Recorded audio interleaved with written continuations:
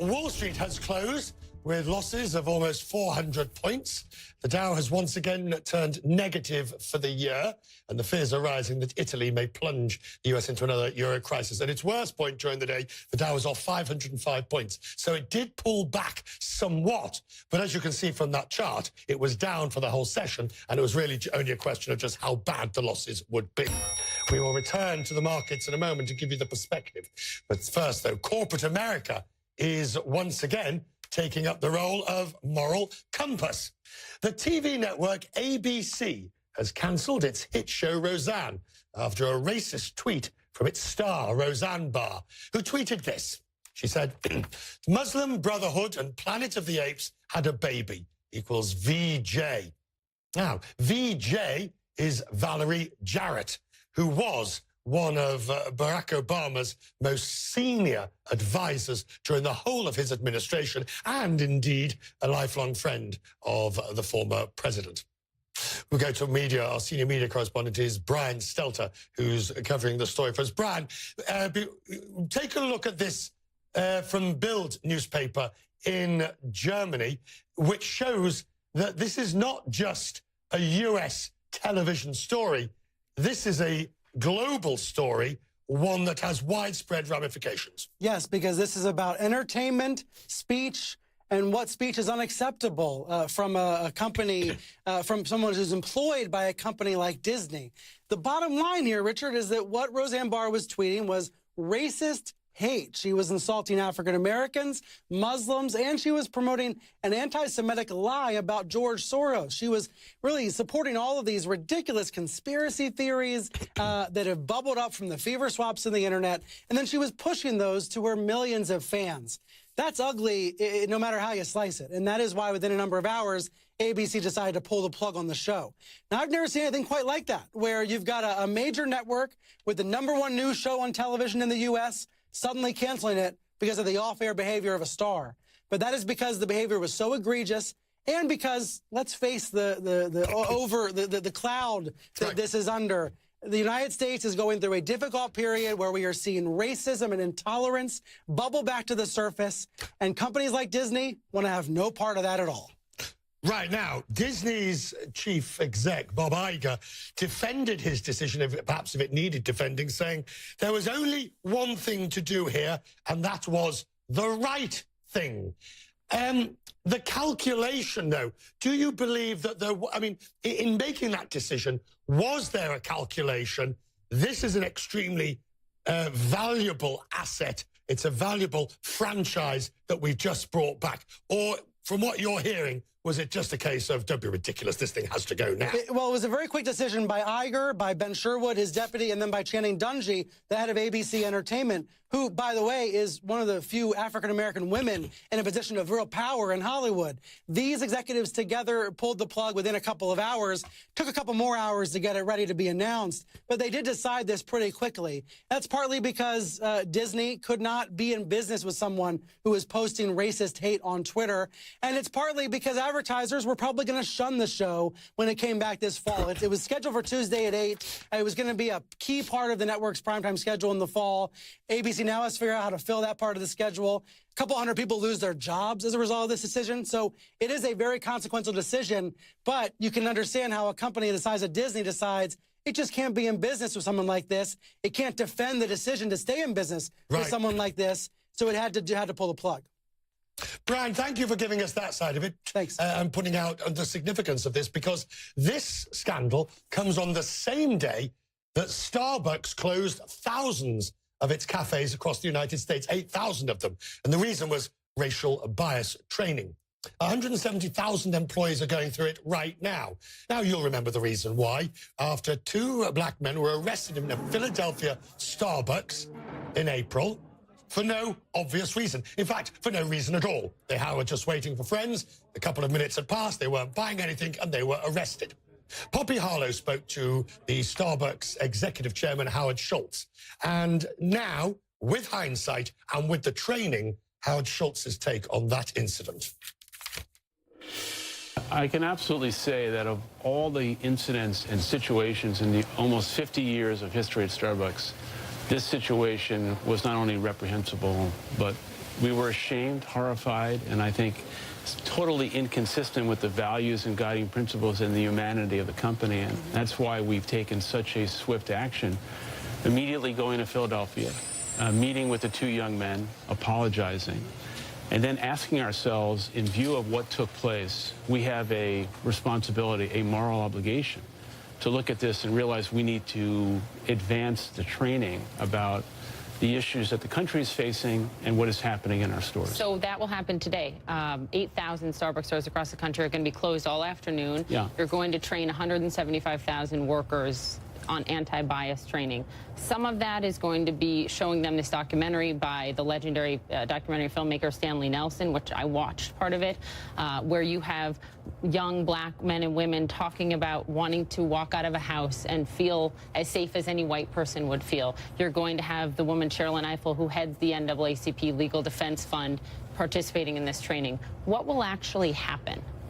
Well, first off, I've gone through the training myself, as has the entire leadership team of the company last week. And we did that so that we could experience it firsthand. It's interactive. It's been co-authored by Brian Stevenson, Sherilyn Ifill, Heather McGee. And I think we wanted to try and really get professional people to help us understand and walk in the shoes of people of color and understand that racial bias does exist, unconscious bias exists, and what can we do as a company to create the reference points to establish empathy and compassion and a welcoming environment for everyone. For critics who say, this is an afternoon, how on earth can you tackle racial bias and unconscious bias in an afternoon? Well, I think the most important thing to do is we need to have the conversation. We need to start. We realize that 4 hours of training is not going to solve racial inequity in America or anyone coming into our stores that may have a problem, but we have to start the conversation. We've also said that we are deeply committed to this being a long-term journey in which we are going to integrate this training not only in every Starbucks store from this point on, but also the onboarding of 100,000 new people a year. So this is the beginning of more trainings to come? Yes, without question, and we're going to do this around the world. What was the gut? Howard, I've interviewed you for, I don't know, almost a decade now, right? And this company is as ingrained in you, arguably, as almost as family. You are Starbucks. Starbucks is you in many ways. So can you just tell me your gut? What did you feel when you realized this happened to these two men because of their race? I was personally horrified by it. When you think about the values of Starbucks, providing health insurance, free college tuition, the things we've done for Opportunity Youth, veterans, refugees, all of these things, for this to happen is such an anathema. However, it did happen. And we did not blame the manager. We took full responsibility. I took full responsibility, immediately went to Philadelphia. But from a personal level, it was hard for me to actually imagine this could happen at Starbucks. And in a way, because it did happen. Why is it hard for you to imagine it could happen at Starbucks? You think of sort of on every corner, and you think about race relations in this country. I mean, there was a poll last year that showed that 70% of Americans feel like race relations have gotten worse in the last decade. Because the culture and values of the company are so steeped in compassion and humanity. 40% of our workforce are people of color. We've hired over 100,000 Opportunity Youth over the last couple of years. So we are steeped in an understanding of inclusion and diversity as part of the history of Starbucks. Rashad Robinson is the executive director of the civil rights advocacy group Color of Change and joins me from New York. Good to see you as always. Good to see you. To help us understand and very much put this into the business and corporate context, since we are, of course, a business program. Let's talk about, Rashad, you have been very complimentary about what Starbucks did having faced a problem. And even today, when you listen to Howard Schultz, there's an element of authenticity that comes through. Well, it looks very different than a lot of other corporations that we push on at Color of Change. You know, we do a lot of work, both behind the scenes and out front, in pushing corporations to be more responsible around issues of race, around issues of class, around issues of culture in our society. And, you know, you don't see corporations make these big steps in response to incidents like this. We saw a young black man get shot on video camera in a Walmart store in Ohio, and nothing happened. We saw no sort of big statements from Walmart. It was basically them sort of backing away from any responsibility. While at the same time, we need to, you know, be very clear that this is a big step that Starbucks is taking, we also have to recognize that one step alone will not change the ingrained culture. And Howard has spoken to that. Howard spoke to that to me when we spoke shortly after the incident on the phone, and when I've spoken to other people at Starbucks. And so I think that what's going to have to happen, like with any business, is that the incentive structures inside the institution have to change. How people get promoted, how people are seeing their value in the stores. It just can't be about a training. There has to be a accountability and new incentives. And let's take that one step further with the Roseanne Barr story tonight and the decision by Bob Iger, because I assumes it was he personally that finally took it, to fire her and cancel the show. Again, I've read your views already on that you've tweeted. You applaud the decision, but you're critical that they ever employed her in the first place. Yeah, I mean, she was, you know, out front calling black people apes years ago. This is not the first time she's done it. I do think that sometimes it's been my experience that corporations will sometimes step out and make a controversial decision that they think will make them money and hope that that they can sort of wait it out, that they can wait out the attention, that they can, that it might not be a problem. These are bets that they're taking. And in this situation, the bet failed.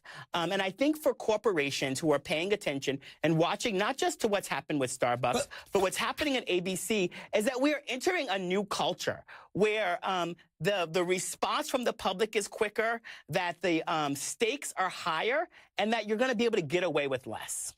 But now, on this, and to the point of why we've led our program tonight, on this story, on a day when the market was off 500-odd points. But we've decided this was clearly the more important issue to talk about. And it really comes down to me asking, are corporations and CEOs, are they the new barometers that we turn to lead the way, where politicians clearly no longer can or will? CEOs have a tremendous amount of power, not just in sort of dictating a set of written rules inside of their corporations, but the unwritten rules in our broader culture. And you know, when corporations back away from, let's say, advertising on the Bill O'Reilly show, and that sends that show off the air, or when they send a very clear message to back out of Trump's business council after he made those comments in the aftermath of Charlottesville, when they make those statements, they are sending a message about the range of acceptable debate. And they are also sending a real message about where they see the impact on their bottom lines. Because at the end of the day, they're there to serve their shareholders. And so if people didn't care about it, the American public didn't care about it, the CEOs might not actually care about it as much either. Tonight's profitable moment. We spent much of the day deciding or discussing what was the lead. When the market went down 500 points, it seemed fairly obvious that that was the most important story to tell you. But then ABC fired Roseanne and cancelled the show, one of the most profitable franchises in American television that they brought back specifically because it was so profitable. And if you add in the Starbucks closing 8,000 stores for racial retraining or for racial understanding and diversity training, well, there was no contest. Because what the Roseanne ABC story, along with Starbucks, told us is the shift that's taking place in corporate America. We've talked about it many times, you and I, the way CEOs are the new moral arbiters, moral barometers, if you like, because they've got so many different stakeholders to look after: customers, suppliers, employees, shareholders.